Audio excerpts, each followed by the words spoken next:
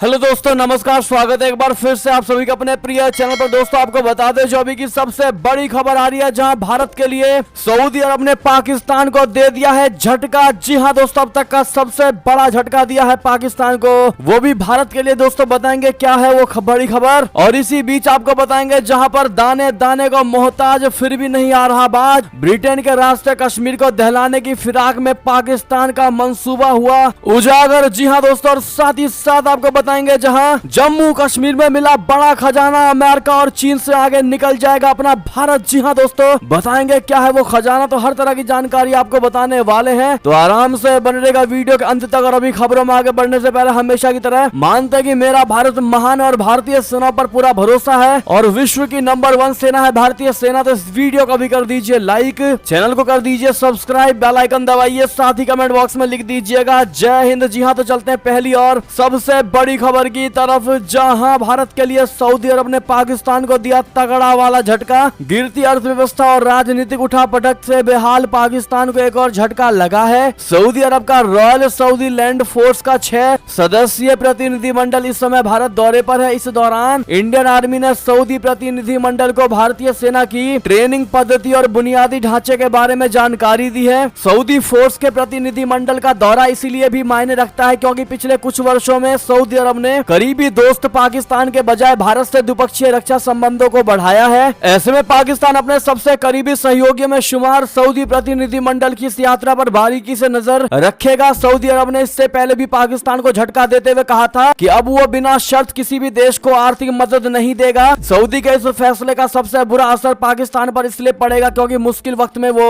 हमेशा सऊदी अरब का ही रुख करता है। आपकी जानकारी के लिए आपको बता दें कि इंडियन आर्मी ने ट्विटर पर तस्वीर शेयर करते हुए लिखा, आप देख भी पा रहे होंगे दोस्तों, ट्वीट जिसमें लिखा है कि रॉयल सऊदी लैंड फोर्स के 6 सदस्यीय प्रतिनिधिमंडल ने इंडियन आर्मी के विभिन्न ट्रेनिंग प्रतिष्ठानों का दौरा किया और उन्हें ट्रेनिंग प्रक्रिया और बुनियादी ढांचे के बारे में जानकारी दी गई। प्रतिनिधिमंडल का यह दौरा दोनों सेनाओं के बीच सहयोग को और बढ़ाएगी। जी हां दोस्तों, ऐसे में पाकिस्तान को जो तगड़ी वाली मिर्ची लगी है दोस्तों, उसका अंदाजा आप आसानी से लगा पा रहे होंगे। बहरहाल ये झटका पाकिस्तान को सऊदी अरब ने वो भी भारत के लिए दिया है दोस्तों। ऐसे में सऊदी अरब को थैंक यू कहना आप लोग मत भूलिएगा, और वीडियो को अधिक से अधिक शेयर करिएगा दोस्तों, व्हाट्सएप फेसबुक जहां की इच्छा हो। चलते हैं एक और खबर की तरफ, जहां पर दाने दाने को मोहताज फिर भी नहीं आ रहा बाज। ब्रिटेन के रास्ते कश्मीर को दहलाने की फिराक में पाकिस्तान, जी हां, कश्मीर समेत देश भर को दहलाने के लिए आतंकी 7 समुंदर पार बैठकर भी खतरनाक साजिश रच रहे हैं। ब्रिटेन की सरकार ने इस बारे में बड़ी चेतावनी दी है। आतंकवाद पर लगाम लगाने वाली ब्रिटिश सरकार की एक योजना भी की समीक्षा के दौरान न सिर्फ आतंकियों बल्कि खालिस्तानियों के खतरनाक मंसूबों का भी खुलासा हुआ है। रिपोर्ट में कश्मीर को लेकर ब्रिटिश मुसलमानों के कट्टरपंथी होने और खतरनाक खालिस्तानियों के बढ़ते समर्थन को लेकर चिंता जाहिर की है। रिव्यू में देश के लिए प्राथमिक खतरे के रूप में इस्लामी चरमपंथ से निपटने में सुधार की सिफारिशें की गई हैं। इस हफ्ते पब्लिश समीक्षा में चेतावनी दी गई है कि खास तौर से कश्मीर को लेकर भारत विरोधी भावनाओं को भड़काने के लिए पाकिस्तान ब्रिटेन के मुस्लिम समुदायों को बरगलाने में लगा हुआ है। पब्लिक अपॉइंटमेंट्स आयुक्त विलियम शॉकोस द्वारा दी गई इस समीक्षा में ब्रिटेन में एक छोटी संख्या में सक्रिय खालिस्तान समर्थक समूहों द्वारा फैलाए जा रहे झूठे आख्यान के खिलाफ भी चेतावनी दी गई है। समीक्षा में कहा गया है कि मैंने ब्रिटेन के चरमपंथी समूहों से जुड़े साक्ष्य देखे हैं। आगे कहा गया है कि साथ ही मैंने कश्मीर में हिंसा का आह्वान करने वाले एक पाकिस्तानी मौलवी के ब्रिटेन में समर्थक देखे हैं। मैंने ऐसे साक्ष्य भी देखे हैं जो दिखाते हैं कि कश्मीर से संबंधित उकसावे में ब्रितानी इस्लामियों की बहुत रुचि होती है। इस बात पर विश्वास करने की कोई वजह मौजूद नहीं है कि यह मुद्दा ऐसे ही समाप्त हो जाएगा, क्योंकि इस्लामाबाद आने वाले वर्षों में इसका फायदा उठाना चाहेंगे। जी हां दोस्तों, बढ़ते हैं और बड़ी खबर की तरफ, जहां जम्मू कश्मीर में मिला सबसे बड़ा अब तक का खजाना अमेरिका और चीन से आगे निकल जाएगा अपना भारत। बता दें, जम्मू कश्मीर के बारे में अमीर खुसरो ने लिखा था कि धरती पर अगर कहीं स्वर्ग है तो यही है, यही है, यही है, इसमें कोई दो मत नहीं। जम्मू कश्मीर भारत का सिरमौर है। ये बात अलग है कि आतंकी इसके सीने को छलनी करते रहते हैं, लेकिन सुरक्षा बलों ने आतंकियों के मंसूबों को हमेशा नाकाम किया हुआ है। इन सब के बीच यहाँ से ऐसा खजाना मिला है जो न सिर्फ यहाँ की तकदीर बदल देगा बल्कि भारत को दुनिया की शीर्ष अर्थव्यवस्था में पहुंचाने में भी मदद कर देगा। केंद्र सरकार ने बताया है कि जम्मू कश्मीर में 5.9 लाख टन लिथियम का रिजर्व मिला है, जो ट्रांसपोर्ट इंडस्ट्री को नई ऊंचाई पर पहुंचा देगा। बता दें कि लिथियम नॉन फेरस मेटल है और इसका इस्तेमाल इलेक्ट्रॉनिक गाड़ियों की बैटरी में इस्तेमाल किया जाता है। जियोलॉजिकल सर्वे ऑफ इंडिया के मुताबिक जम्मू कश्मीर के सलाल हिमालय इलाके में यह रिजर्व पाया गया है। देश में कुल 51 ब्लॉक मिले हैं। इनमें से 5 ब्लॉक में लिथियम, गोल्ड, पोटाश,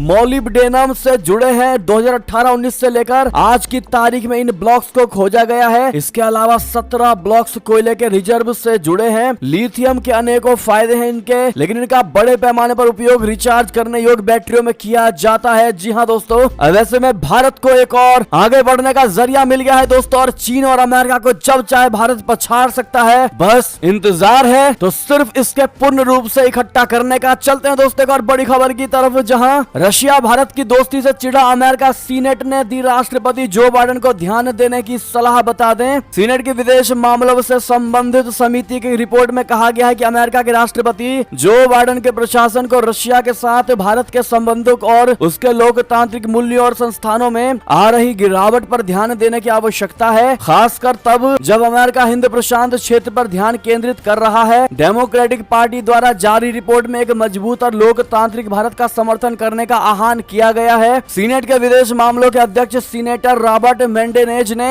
बृहस्पतिवार को कहा कि अमेरिका को सभी संस्थानों, संसाधनों और सरकार के पूर्ण समर्थन के साथ हिंद प्रशांत बोले तो रणनीति की दिशा में आगे बढ़ना चाहिए। Strategy and alignment the imperative of resourcing the Indo Pacific strategy नामक रिपोर्ट गुरुवार को जारी की गई। मेनेंडेज ने कहा, मेरा मानना है कि राष्ट्रपति जो बाइडेन की 1 साल पहले जारी की गई हिंद प्रशांत रणनीति इस सरकार के समग्र दृष्टिकोण को अपनाती है। यदि ये रणनीति सफल हुई तो इससे 21वीं सदी में दुनिया के सबसे अधिक परिणामी और गतिशील क्षेत्र में अमेरिका का नेतृत्व मजबूत होगा। और हर हाल में भारत का समर्थन, भारत का साथ लेने के लिए इन्होंने अमेरिका को, जो बाइडेन को राय दिया है दोस्तों कि भारत का किसी भी स्थिति में, किसी भी परिस्थिति में साथ छोड़ना अमेरिका के लिए बहुत बड़ा नुकसानदायक साबित होगा। ऐसे में दोस्तों लगता है यही सबसे बड़ी वजह है कि अमेरिका अब हर हाल में भारत का समर्थन कर रहा है दोस्तों, और इवन रशिया तक से भारत तेल खरीद रहा है, उस पर भी अमेरिका ना चाहते हुए भारत का समर्थन कर रहा है। क्या लगता है आपको दोस्तों, क्या हो सकता है इसके पीछे की सबसे बड़ी वजह? अपनी राय आप लोग अवश्य दीजिएगा। देखते हैं क्या कहती है भारत की जनता। लेकिन दोस्तों नीचे लाइक का बटन होगा, आपने अभी तक लाइक नहीं किया तो प्लीज लाइक जरूर कर दीजिएगा। चलते हैं एक और खबर की तरफ, जहां पर तुर्की कह रहा है मत आओ तो भी वहां जाने को है आतुर। भारत न्योता दे रहा है तो दुविधा में पड़ गए पाकिस्तान के पीएम शहबाज शरीफ। बता दें, पाकिस्तान के प्रधानमंत्री शहबाज शरीफ की तुर्की में आए भूकंप के बाद 8 फरवरी को वहां संवेदना जताने के लिए जाने वाले थे। हालांकि एंड मौके पर तुर्की की सरकार ने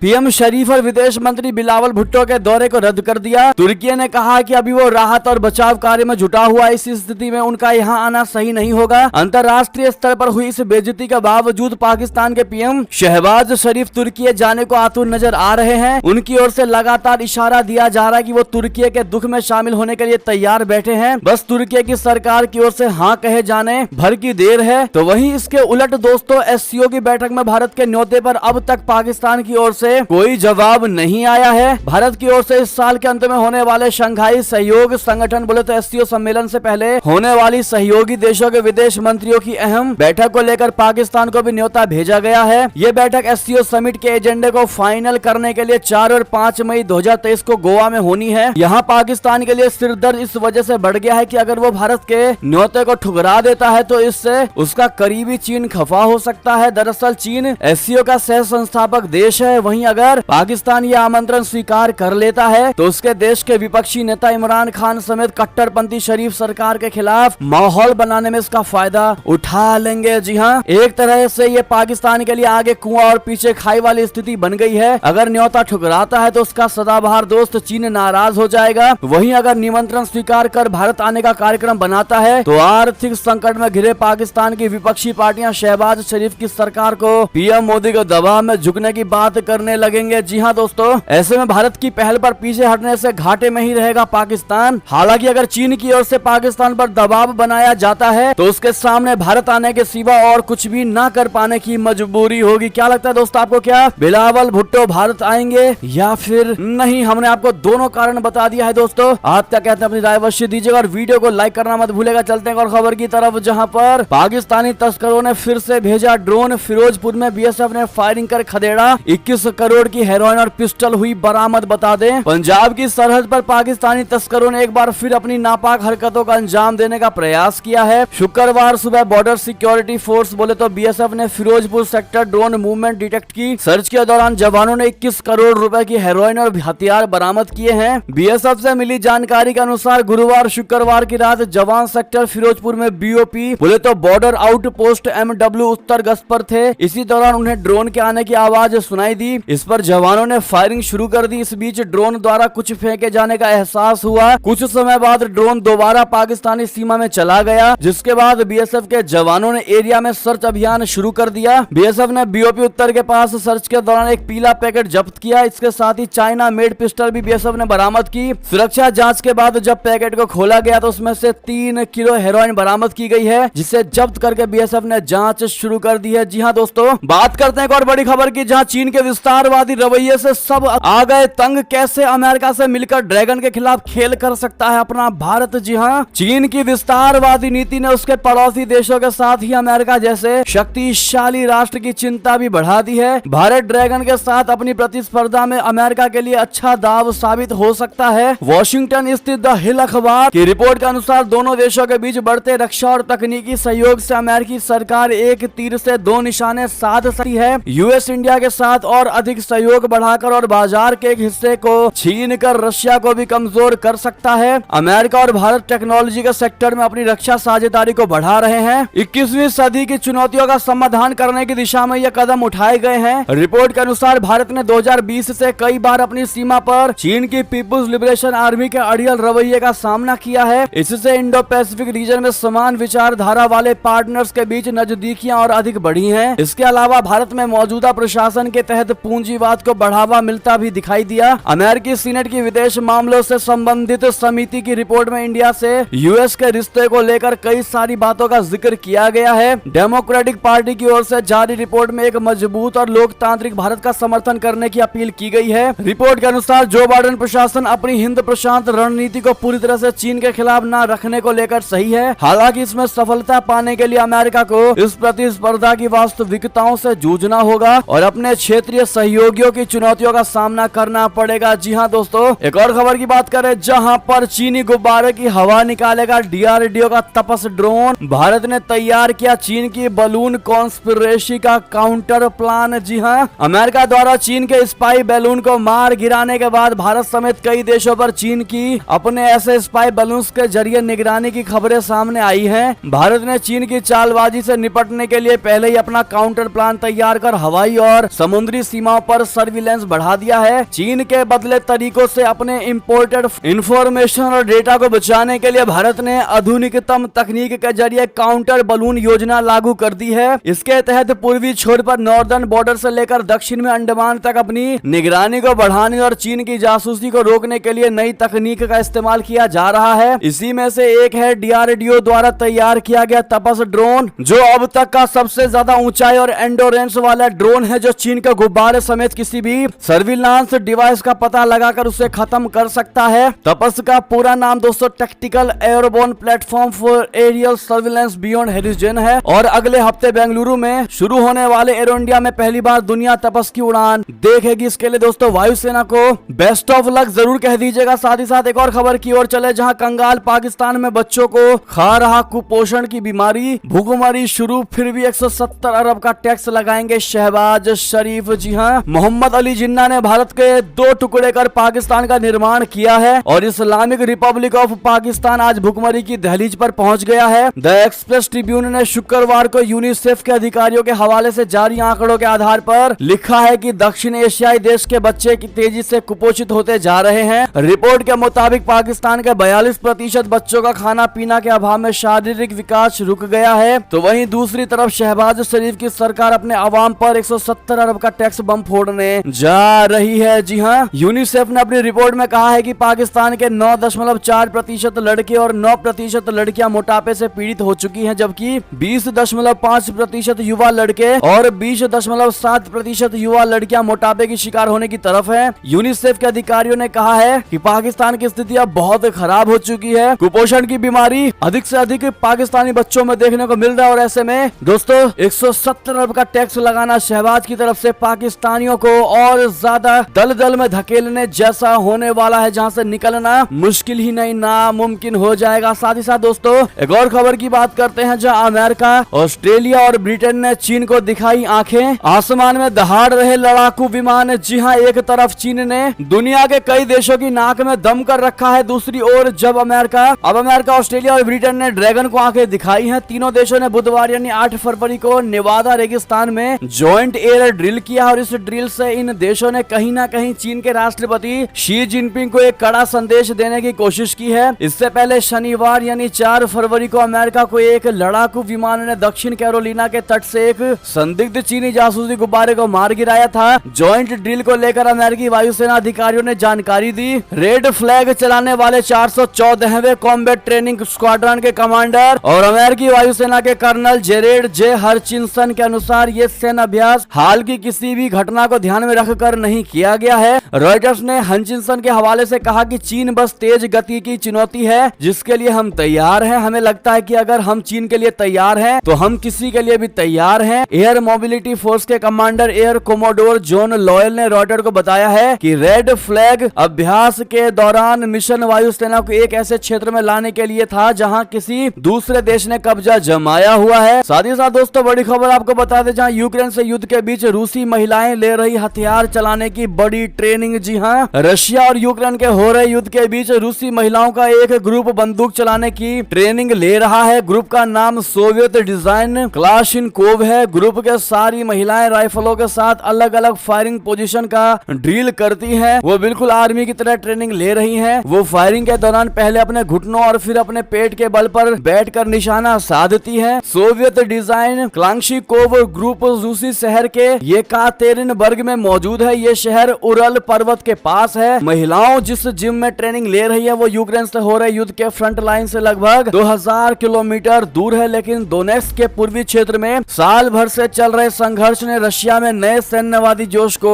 भर दिया है। जी हां दोस्तों, साथ ही साथ एक और बड़ी खबर आपको बता दें, जहां पाकिस्तान के लिए खतरा थी इमरान खान सरकार। पूर्व आर्मी चीफ कमर जावेद बाजवा का सबसे बड़ा दावा बता दे। पाकिस्तान के पूर्व सेना प्रमुख कमर जावेद बाजवा ने दावा करते हुए कहा है कि अगर इमरान खान प्रधानमंत्री बने रहते तो देश नहीं होता। इस दौरान बाजवा ने पाकिस्तानी तहरीके इंसाफ की सरकार को देश के खिलाफ बताया। पाकिस्तान के जाने माने पत्रकार जावेद चौधरी के साथ बातचीत में पूर्व आर्मी चीफ बाजवा ने दावा किया कि एक कैबिनेट बैठक में तत्कालीन प्रधानमंत्री इमरान खान ने सऊदी क्राउन प्रिंस मोहम्मद बिन सलमान के लिए पंजाबी भाषा में अश्लील शब्द का इस्तेमाल किया था। बाजवा के मुताबिक इस घटना की सूचना बाद में इमरान के एक मंत्री ने इस्लामाबाद में सऊदी राजदूत को दी थी। हालांकि पूर्व सेना प्रमुख ने मंत्री की पहचान का खुलासा नहीं किया। एक महीने में दूसरी बार बाजवा से मिलने वाले जावेद चौधरी ने एक्सप्रेस न्यूज के अपने साप्ताहिक कॉलम में इस बातचीत को प्रकाशित किया। जी हां दोस्तों, पत्रकार के मुताबिक बाजवा ने उन्हें बताया था कि इमरान खान को बीते साल अप्रैल में निष्कासन के बाद नेशनल असेंबली से इस्तीफा देने से रोका था। चौधरी के अनुसार बाजवा ने इमरान से कहा था कि प्रधानमंत्री जी आप केवल एक मैच हारे हैं, सीरीज अभी बाकी है जिसमें आपको मुकाबला करना है। चलते हैं दोस्तों एक और खबर की तरफ, जहां पाकिस्तान में एक महीने से सूखे पड़े हैं कई पेट्रोल पंप, बाकी पर लगी लंबी कतारें। कंगाली में जमाखोरी पर उतरे लोग। जी हां, पर्याप्त स्टॉक के दावों और जमाखोरों के खिलाफ कड़ी कार्रवाई की पाकिस्तान सरकार की चेतावनी के बीच पंजाब प्रांत में पेट्रोल की कमी बड़े पैमाने पर जनता के दैनिक जीवन को प्रभावित कर रही है। डॉन की रिपोर्ट के मुताबिक दूर दराज के इलाकों में स्थिति बेहद खराब है, जहां एक महीने से आपूर्ति नहीं हुई है। दूसरी ओर पाकिस्तान पेट्रोलियम डीलर एसोसिएशन यानी पीपीडीए ने सभी तेल विपणन कंपनियों यानी ओएमसी को मांग के अनुसार पर्याप्त आपूर्ति सुनिश्चित न करने के लिए जिम्मेदार ठहराया है। इसकी वजह से पंप सूख रहे हैं और मोटर चालक शहरों में पेट्रोल खोजने के लिए भटक रहे हैं। जी हां दोस्तों, साथ ही साथ आपको एक और खबर बताते, जहां नरेंद्र मोदी, इंदिरा गांधी या कोई और प्रधानमंत्री। जी हां, आजादी के बाद भारत का सबसे बेहतर प्रधानमंत्री आखिर कौन? सर्वे में आया चौंकाने वाला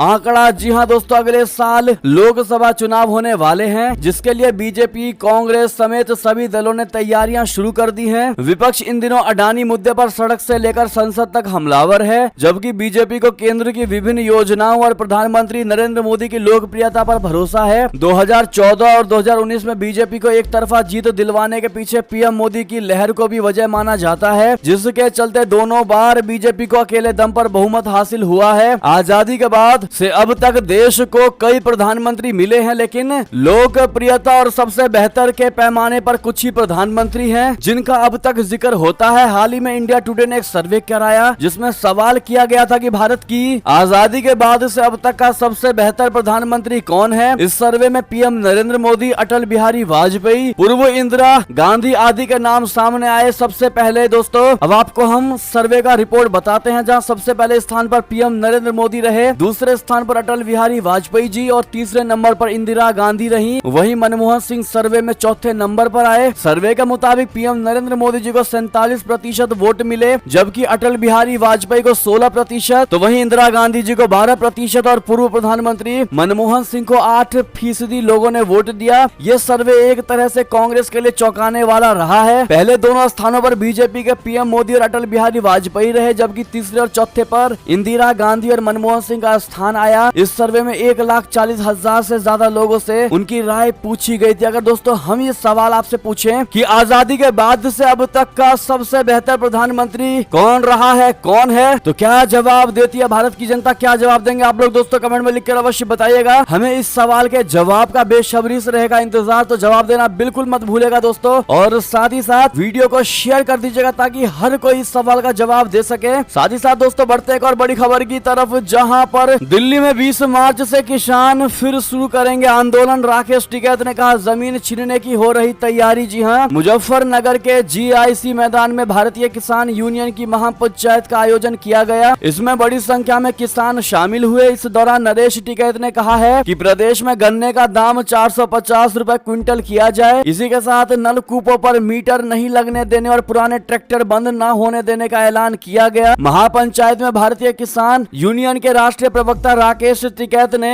केंद्र और राज्य सरकार को आड़े हाथों लिया। उन्होंने यूपी में गन्ने का भाव 450 रुपए क्विंटल करने की मांग की। भाकियों प्रवक्ता राकेश टिकैत ने कहा कि नलकूपों पर किसी भी कीमत पर बिजली के मीटर नहीं लगने देंगे और न ही पुराने ट्रैक्टर बंद होने देंगे। उन्होंने कहा कि नागपुर पॉलिसी चल रही है। जी हां दोस्तों, बहरहाल एक और खबर की बात करते हैं, जहां भाजपा विधायक को मिली निर्विरोध जीत। कांग्रेस कैंडिडेट ने लिया नाम वापस। विधानसभा चुनाव से पहले मिली बड़ी सफलता। जी हां, नागालैंड में 27 फरवरी को विधानसभा चुनाव होने वाले हैं, लेकिन इससे पहले ही यहां पर भाजपा की जीत का सिलसिला शुरू हो गया है। नागालैंड में भाजपा के उम्मीदवार काजेतो किनिमी ने अकुलूतो विधानसभा से निर्विरोध जीत हासिल कर ली है, जिन्हें बोटो जिले की इस विधानसभा सीट से कांग्रेस पार्टी के उम्मीदवार एन खेकासे सुमी ने शुक्रवार को अपनी उम्मीदवारी वापस ले ली थी। बता दें कि किनिमी यहां से विधायक रहे हैं। बता दें विधानसभा क्षेत्र के रिटर्निंग ऑफिसर ने कांग्रेस के उम्मीदवार के पर्चा वापस लेने का ऐलान किया। इसके साथ ही भाजपा उम्मीदवार किनिमी की जीत तय हो गई। जी हां दोस्तों, ऐसे में किनिमी को कांग्रेचुलेशन जरूर कह दीजिएगा आप लोग। साथ ही साथ बढ़ते हैं एक और खबर की तरफ, जहां दाऊदी बोहरा के कार्यक्रम में बोले पीएम नरेंद्र मोदी जी, कहा मैं यहाँ ना तो पीएम और ना ही सीएम हूँ, 4 पीढ़ियों से आपसे जुड़ा हूँ। जी हाँ, प्रधानमंत्री नरेंद्र मोदी जी ने शुक्रवार यानी 10 फरवरी को अल जमिया तुस सैफिया अरबी अकेडमी के मुंबई परिसर का उद्घाटन किया। इस दौरान उन्होंने दाऊदी बोहरा समुदाय के कार्यक्रम को संबोधित भी किया। पीएम मोदी ने कहा कि मैं आपके परिवार का सदस्य हूँ। मेरी एक शिकायत है कि आपने बार बार माननीय प्रधानमंत्री कहा है। मैं आपके परिवार का सदस्य हूँ, ना मैं मुख्यमंत्री हूँ ना प्रधानमंत्री हूँ। मैं 4 पीढ़ियों से बोहरा समाज से जुड़ा हुआ हूँ। जी हाँ दोस्तों, बहरहाल ये तो थी दोस्तों अब तक की सारी बड़ी खबरें। आपको हमारी खबर कैसी लगी? आशा करता हूँ बहुत अच्छी लगी होगी। अगर थोड़ी भी अच्छी लगी है तो इस वीडियो को भी अपने भाई बंधुओं में व्हाट्सएप, फेसबुक, ट्विटर के जरिए पूरे भारत में शेयर करना बिल्कुल मत भूलिएगा। और अभी कर दीजिए इस वीडियो को लाइक, चैनल को कर दीजिए सब्सक्राइब, बेल आइकन दबाइए, साथ ही कमेंट बॉक्स में लिख दीजिएगा जय हिंद जय भारत। तो मिलते हैं आपसे अगली बड़ी खबर में, तब तक अपना ख्याल रखिएगा। आप सभी का बहुत बहुत धन्यवाद। जय हिंद जय भारत।